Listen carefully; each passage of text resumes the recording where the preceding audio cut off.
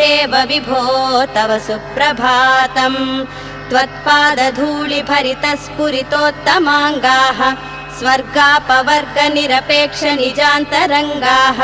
कल्पागमाकलनयाकुलतां लभन्ते श्रीपाशहस्तदेव विभो तव सुप्रभातम् भास्वानुदेति विकचानि सरोरुहाणि सम्पूरयन्ति निनदैः ककुबो विहङ्गाः श्रीवैष्णवा सततमर्धितमङ्गलास्ते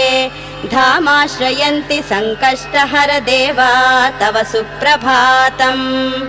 ब्रह्मादयः सुरवरास्य महर्षयस्ते सन्तः सनन्दनमुखास्त्वत योगिवर्याः धामान्तिके तव हि मङ्गलवस्तु हस्ताः श्रीप्रसन्नवदन देवा तव सुप्रभातम्